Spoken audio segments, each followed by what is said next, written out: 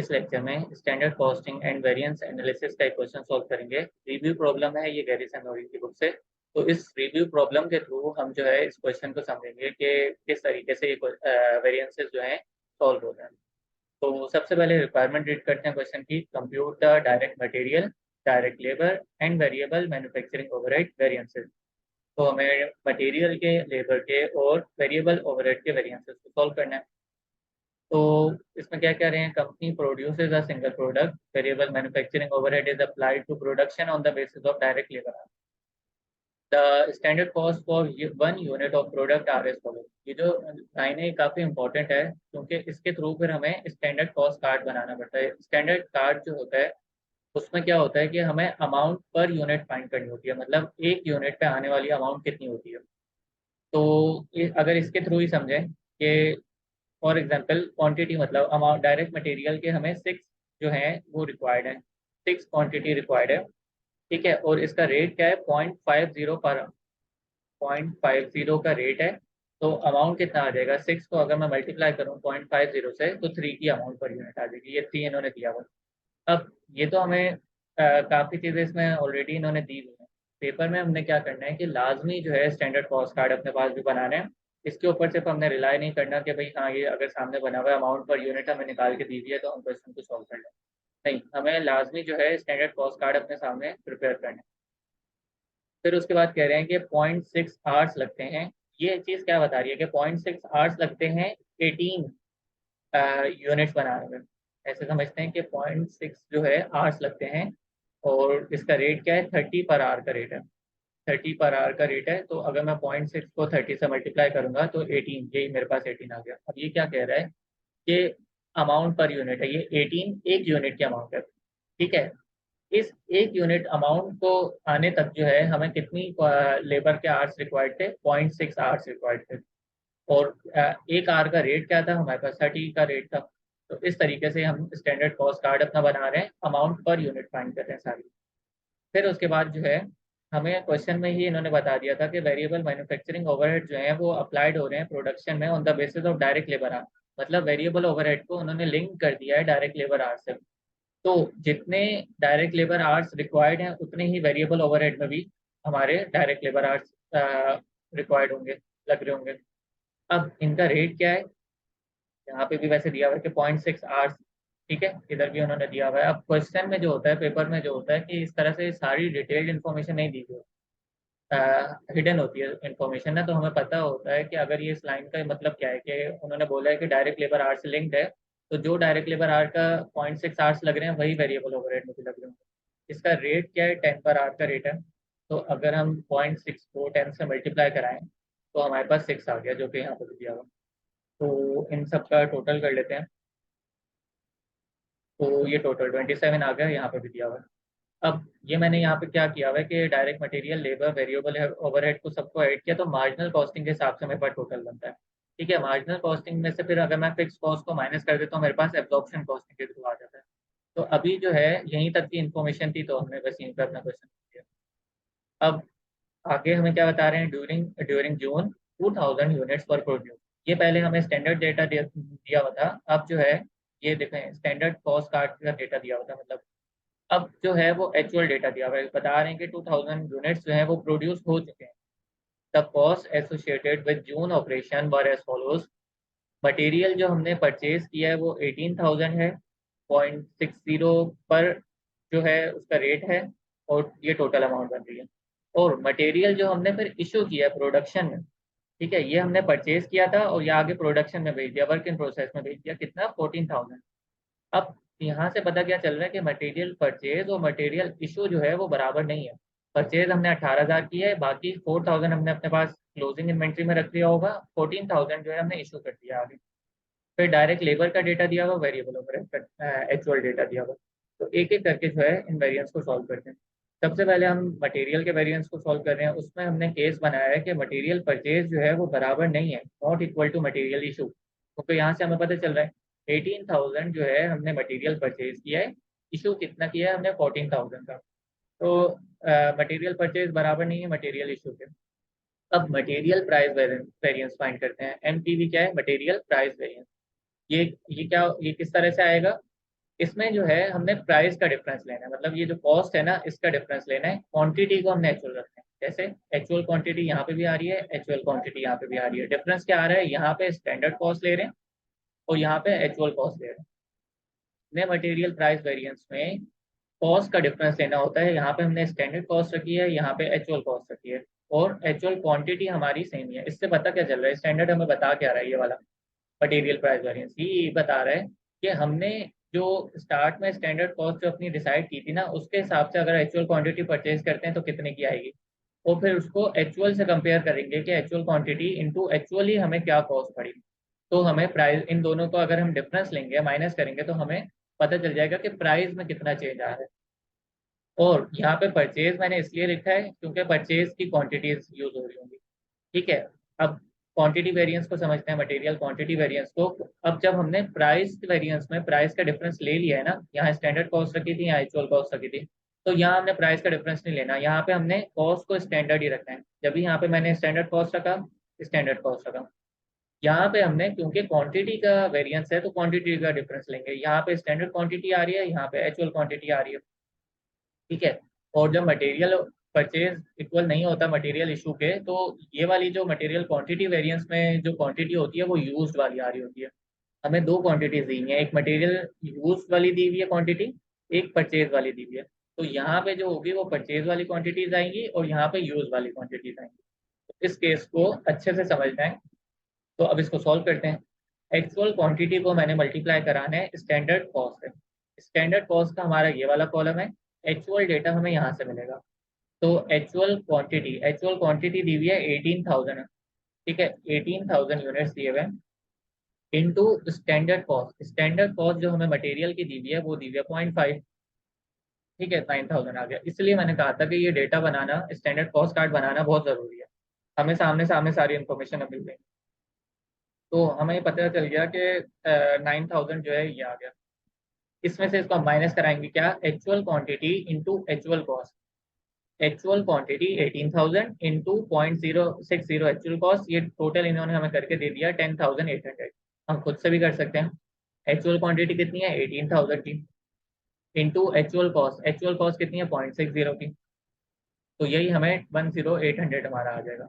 अब इन दोनों का डिफरेंस ले लेंगे। 9,000 में से मैं जब 10,800 माइनस करूंगा तो मेरे पास 1,800 माइनस में आ रहा है।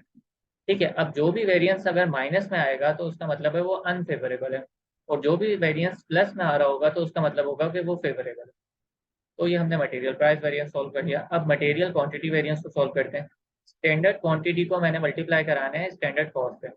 अब मसला ये है कि स्टैंडर्ड क्वांटिटी कैसे निकलेगी, एस क्यू कैसे निकलेगा।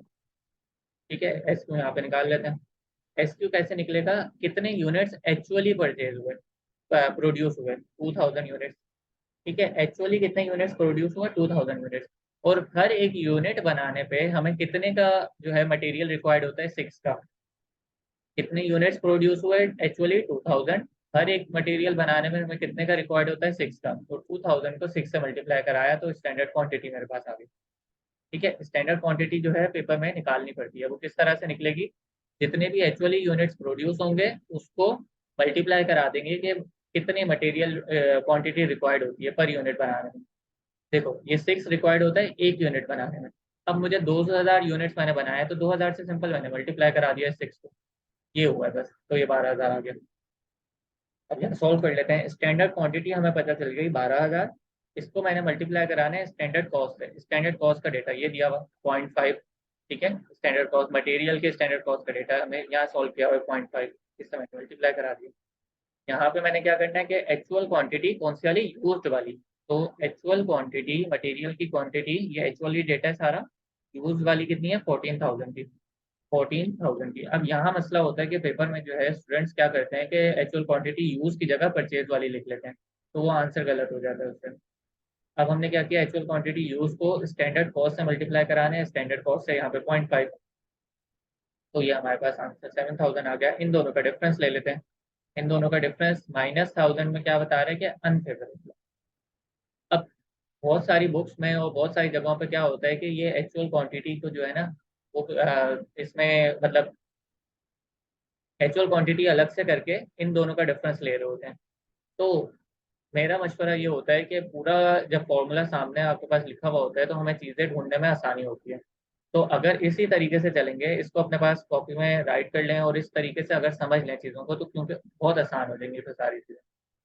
तो आई होप ये मटेरियल के वेरिएंसेस अच्छे से समझ आ गए होंगे। अब अपने नेक्स्ट सॉल्व करते हैं लेबर के वेरिएंस। लेबर का भी हमने स्टैंडर्ड डेटा यहाँ पे लिख लिया। 0.60 आवर्स लगते हैं एक यूनिट बनाने में। 30 आवर्स का रेट है हमारे पास, 30 पर आवर का रेट है। 30 को जब 0.60 से मल्टीप्लाई कराएंगे तो 18 पर यूनिट आ जाएगा अमाउंट। ठीक है, लेबर की। और एक्चुअली डेटा में ये दिया हुआ कि 1100 आवर्स लगते हैं। 30.50 पर आवर का रेट है, तो टोटल अमाउंट है। अब यहाँ देखते हैं, एक्चुअल आवर्स को मल्टीप्लाई कराने हैं स्टैंडर्ड रेट से। ठीक है, एक्चुअल एक्चुअल आवर्स कितने हैं हमारे पास? एक्चुअल आवर्स हैं 1100 के। इसको मैंने मल्टीप्लाई कराने हैं स्टैंडर्ड रेट से। स्टैंडर्ड रेट डायरेक्ट लेबर का है 30 का। ठीक है, एक्चुअल आवर्स 1100 को मैंने मल्टीप्लाई कराने हैं 30 से। ठीक है, अब यहाँ पे क्या है, actual hours into actual rate. Actual hours हैं 1100, एक्चुअल रेट है 30.50। ये मल्टीप्लाई होके 33,550 आ गया। 33,550। इन दोनों का डिफरेंस ले लेते हैं। 33,000 में से जब मैं इसको माइनस कर दूंगा तो मेरे पास 550 माइनस में आ रहा है, तो इसका मतलब है अनफेवरेबल। ठीक है, अनफेवरेबल है। अब अच्छा, ये हमने फॉर्मूला समझ लेते हैं। लेबर रेट वेरिएंस किस तरह से निकलेगा? हमने यहाँ पे आर्स जो है वो एक्चुअल रखे हैं। एक्चुअल आर्स यहाँ पे भी है, एक्चुअल आर्स यहाँ पे भी है। रेट में हमने डिफरेंस कर दिया। यहाँ हमने स्टैंडर्ड रेट रखा, यहाँ एक्चुअल रेट रखा, क्योंकि rate labour rate variance find कर रहे हैं ना। और समझना ये है कि हर जगह पे पहले जो है स्टैंडर्ड आएगा, उसके बाद एक्चुअल आएगा। यहाँ पे भी स्टैंडर्ड कॉस्ट थी, फिर एक्चुअल थी। यहाँ पे भी स्टैंडर्ड रेट है, फिर एक्चुअल रेट है। ठीक है। अच्छा, अब इसको सॉल्व करते हैं। यहाँ पे एक्चुअल आवर्स वर्क वाले हमें अलग से नहीं दिए हुए, तो ये जो ये वाले 1100 है इनको यूज करेंगे। स्टैंडर्ड आवर, अब जैसे हमने यहाँ पे स्टैंडर्ड क्वांटिटी निकाली थी ना, अब यहाँ पे स्टैंडर्ड आवर्स निकाल लेते हैं। स्टैंडर्ड आवर्स किस तरीके से निकलेंगे? कितने एक्चुअली यूनिट्स बने, जैसे यहाँ काम किया था वैसे ही होगा। कितने एक्चुअली यूनिट्स बने? 2000 एक्चुअली यूनिट्स बने। ठीक है, हर एक यूनिट बनाने में कितने आवर्स रिक्वायर्ड होते हैं? 0.60, जो कि हमने यहाँ पे भी लिखे हैं 0.60। ये 0.60 एक यूनिट पर यूनिट बनाने में लगते हैं। तो जितने एक्चुअली यूनिट्स बने तो उससे मल्टीप्लाई करा रहा हूँ। 0.60 को मैं 2000 से मल्टीप्लाई करा रहा हूँ। 0.60 को मैंने 2000 से मल्टीप्लाई करा दिया, तो ये हमारे पास स्टैंडर्ड आवर्स आ गए। अब हमने करना क्या है, यहाँ पे हमने स्टैंडर्ड आवर्स रखने हैं जो कि हमने फाइंड कर दिया 1200 के। इसको स्टैंडर्ड रेट से मल्टीप्लाई कराना है। तो लेबर का हमने स्टैंडर्ड रेट फाइंड किया था 30 का, इससे मल्टीप्लाई करा देते हैं। ये 36,000 आ गया। अब एक्चुअल आवर्स को मल्टीप्लाई कराना है स्टैंडर्ड रेट से। तो एक्चुअल आवर्स कितने हैं लेबर के? एक्चुअल आवर्स हैं 1100। 1100 के एक्चुअल आवर्स हैं, और स्टैंडर्ड रेट कितना है हमारे पास? 30.50 का। 30.50 का स्टैंडर्ड रेट है। तो इन दोनों का डिफरेंस लेंगे 36,000 और 33,550 का, तो 2450 हमारे पास लेबर एफिशिएंसी वेरिएंस जो है ये पॉजिटिव में आ रहा है, तो इसका मतलब है कि ये फेवरेबल है। तो लेबर का वेरिएंस हमारा कंप्लीट हो गया। इसमें हमने किया क्या है, रेट का जब भी लेबर रेट वेरिएंस सॉल्व कर रहे होंगे तो रेट पे डिफरेंस आ रहा होगा। यहाँ पे स्टैंडर्ड रेट है, यहाँ पे एक्चुअल रेट है। आर्स जो है वो एक्चुअली रखे हैं। और जब एफिशिएंसी का वेरिएंस सॉल्व कर रहे होंगे तो एफिशिएंसी में डिफरेंस आएगा, मतलब स्टैंडर्ड आर्स हैं और यहाँ पे एक्चुअल आर्स हैं। रेट जो है हमने स्टैंडर्ड ही रखा हुआ है। तो इस तरीके से ये सॉल्व हो जाएगा।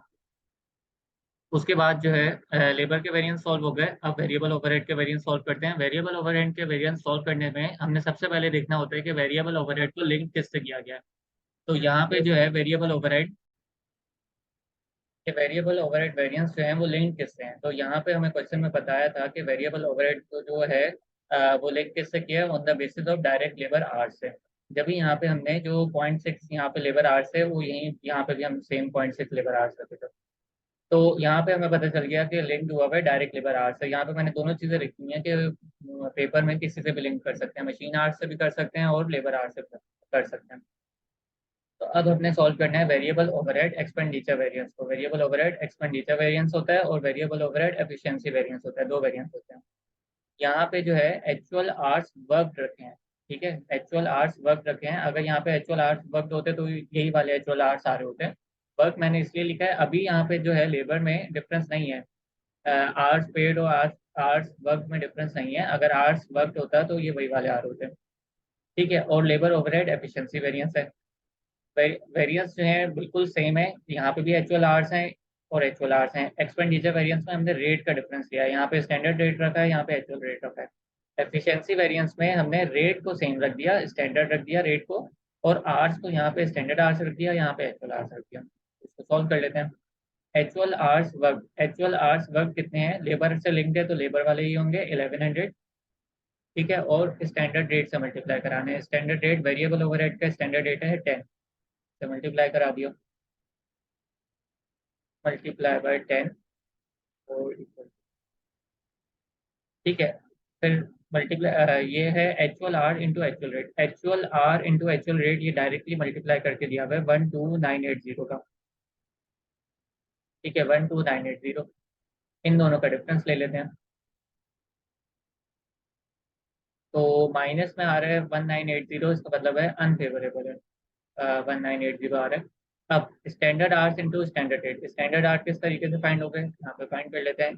कितने एक्चुअली यूनिट्स बने, एक्चुअली यूनिट्स हमारे पास बने 2000 के, 2000 के एक्चुअली यूनिट बने। ठीक है, पर यूनिट अमाउंट पे कितना हमारे पास लेबर आर लग, वेरिएबल ओवरहेड क्या आ रहा है, 0.6 का, 0.6 का। तो ये हमारे पास आ गया, यहाँ पे भी हमने फाइंड किया था। ठीक है, ये मटेरियल के लिए हमने स्टैंडर्ड क्वांटिटी फाइंड की थी। अब यहाँ इसको सॉल्व कर लेते हैं। स्टैंडर्ड आर्ट्स हमें पता चल गया 1200 के हैं, स्टैंडर्ड रेट हमें पता है 10 का है, मल्टीप्लाई बाय 10। और यहाँ पे एक्चुअल आर्ट्स हमें पता है, actual hour into standard rate, actual hours हमें पता है 1100 के हैं, और स्टैंडर्ड रेट जो है वो हमें पता है 10 का है। इन दोनों का डिफरेंस ले लेते हैं। तो ये हमारे पास 1000 जो है पॉजिटिव आ रहा है, मतलब फेवरेबल। तो आई होप ये सारे वेरिएंसेस अच्छे से समझ आ गए होंगे। इसको समझना कैसे है, इसको सबसे पहले अपने पास कॉपी कर लेने हैं सारे वेरिएंसेस को। फिर हमेशा देखते हैं कि जब भी प्राइस की बात हो रही होगी तो प्राइस में डिफरेंस आ रहा होगा, जब भी क्वांटिटी की बात हो रही होगी तो क्वांटिटी में डिफरेंस आ रहा होगा, बस ये देखते हैं। और पहले स्टैंडर्ड का रखना है, फिर एक्चुअल की बात करनी है। तो इस तरीके से जो है हमारे सारे क्वेश्चन आसानी से सॉल्व होते हैं। तो ये एक हमने रिव्यू प्रॉब्लम को सॉल्व कर लिया, इसमें स्टैंडर्ड कार्ड लाजमी हर क्वेश्चन में बनाना होता है। तो that's all for this lecture.